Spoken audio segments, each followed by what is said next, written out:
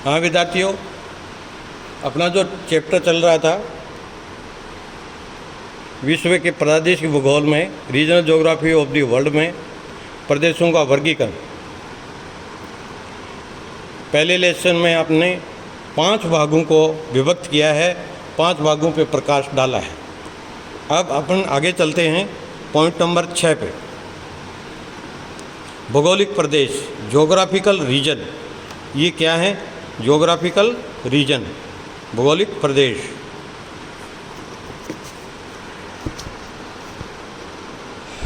प्राकृतिक प्रदेशों में भिन्न, इनमें भौतिक तत्वों के साथ सामाजिक व सांस्कृतिक अभिलक्षणों को समरूपता पाई जाती है। इनका निर्माण विभिन्न भौगोलिक कारकों के आधार पर होता है। इस आधार पर किसी भौतिक समानता के प्रदेशों में जितनी दूरी तक विस्तृत क्षेत्र में आर्थिक व्यवसायों को समानता मिलती है, इनमें मिलाकर भौगोलिक प्रदेशों का निर्माण होता है। इनको विभिन्न भौगोलिक तत्वों के आधार पर वर्गीकृत किया जा सकता है। उच्चावच के आधार पर पर्वतीय प्रदेश, पठारी प्रदेश तथा मैदानी प्रदेश। जलवायु के आधार पर मानसूनी प्रदेश, भूमध्य सागरीय प्रदेश, टैगा व टुंड्रा प्रदेश आदि प्रमुख है। इसी प्रकार वनस्पति पर आधारित वन प्रदेश, घास प्रदेश तथा झाड़ी प्रदेश, झाड़ियों का प्रदेश महत्वपूर्ण है। भूगोल के 2 या अधिक तत्वों पर आधारित प्रदेशों में टैगा प्रदेश, सवाना प्रदेश, स्टेपी या प्रेरी प्रदेश प्रमुख है, जो जलवायु, मृदा, आंतरिक संरचना तथा वनस्पति आदि तत्वों पर आधारित है। इसी प्रकार आर्थिक गतिविधियों पर आधारित प्रदेशों में कृषि प्रदेश, पशुचारण प्रदेश, दुग्ध उत्पादन प्रदेश तथा निर्माण उद्योग प्रदेश प्रमुख है। पॉइंट नंबर 7, सकेंद्रीय प्रदेश, नोडल रीजन। सकेंद्रीय प्रदेश, नोडल रीजन क्या है? ये लघु तथा संगठित प्रकृति के प्रदेश होते हैं, जिनका निर्माण किसी कार्यात्मक क्षेत्रों के केंद्रवर्ती स्थानों पर होता है। ये प्रदेश विभिन्न प्रकार के परिवहन एवं यातायात के साधनों द्वारा तत्संबद्ध क्षेत्रों से संबद्धता होती है। इस प्रकार के प्रदेशों का विकास बड़े बड़े नगरों के मार्ग संगम केंद्रों पर होता है। पॉइंट नंबर 8, समरूपता प्रदेश। समरूपता प्रदेश, इनमें स्थानीय विभिन्नताएं बहुत कम होती हैं तथा इनका स्वरूप लगभग एक समान होता है। स्वरूप प्रदेशों में बारंबार स्वरूपिता होने वाले तत्वों को अधिक महत्व दिया जाता है। उदाहरण के लिए मानसूनी प्रदेशों में तापमान एवं वर्षा के वितरण में समानता पाई जाती है। समरूप प्रदेशों को उनकी विशेषताओं के आधार पर अंगाकृत प्रदेशों में विभाजित किया जा सकता है। इनके कौन कौन से? एक लक्षणीय प्रदेश, जिन प्रदेशों में केवल एक ही तत्व या लक्षण की समरूपता मिलती है उन्हें एक लक्षणीय प्रदेश कहते हैं। जलवायु पर आधारित जलवायु प्रदेश, वनस्पति पर आधारित वनस्पति प्रदेश आदि इसके उदाहरण हैं। फिर बहुलक्षणीय प्रदेश।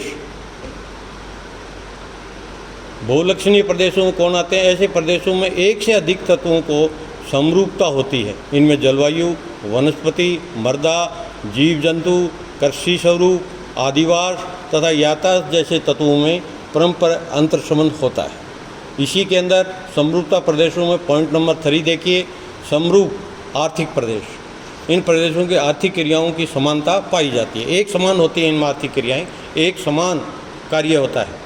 पॉइंट नंबर 9, राजनीतिक प्रदेश, पॉलिटिकल रीजन।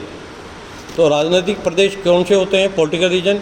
इन प्रदेशों में स्थलाकृति, जलवायु तथा वनस्पति की समानता के स्थान पर केवल प्रशासनिक संबद्धता होती है।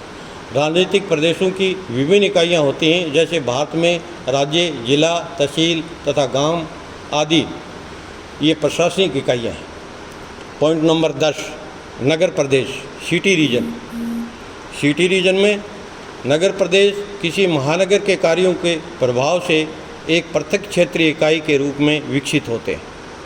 फिर है पूर्ण प्रदेश। ये पूर्ण प्रदेश क्या है? कंपेज या पूर्ण प्रदेश का निर्धारण भौतिक तथा लक्षणों तथा सांस्कृतिक तत्वों के आधार पर किया जाता है। ये सभी कार्यात्मक रूप से मानवीय व्यवसायों से संबद्ध होते हैं। कंपेज शब्द का प्रयोग पूर्ण प्रदेश टोटल रीजन के रूप में सर्वप्रथम हिटलसी ने किया था। कंपेज स्वेच्छानुरूप असमित एवं अनिश्चित प्रदेश होते हैं। हिटलसी के कंपेज के स्पष्ट करते हुए बताया कि पूर्ण प्रदेश प्रत्येक जटिल प्रदेश होते हैं जिनमें हिटलसी ने प्राकृतिक तथा सांस्कृतिक प्रदेशों के संपूर्ण लक्षणों, जीवनी यापन, पूर्ण लक्षणों, सामाजिक जीवन, विभिन्न रूपों के अध्ययन को समावेशित किया है। इसी प्रकार कंपेज प्रदेश में भौतिक जैविक तत्वों का सामाजिक वातावरण के संबंध के आधार पर कारकों का विश्लेषण करके अध्ययन किया जाता है। हिटलसी ने पूर्ण प्रदेश का कंपेज अध्ययन के निम्नलिखित 16 विषयों की सूची प्रकाशित की है। 16 विषय कौन कौन से 16 विषय, जिसमें पॉइंट नंबर 1 है प्राकृतिक तथ्य। प्राकृतिक तथ्य में आता है नंबर 1 भूरचना, नंबर 2 उच्चावच एवं प्रवाह प्रणाली, नंबर 3 जलवायु, नंबर 4 मृदा, नंबर 5 वनस्पति, नंबर 6 जीव जंतु। और फिर पॉइंट नंबर 2 में मानवीय क्रियाकलाप। मानवीय क्रियाकलाप में क्या आता है, भोजन एकत्रीकरण, शिकार करना, आखेट, खनन, वन काटना, कृषि, निर्माण उद्योग, परिवहन, आदिवास तथा जनसंख्या। इस आधार पर हिटलसी ने कंपेज को उच्चतम कोटि का प्रदेश माना है। Okay, thank you.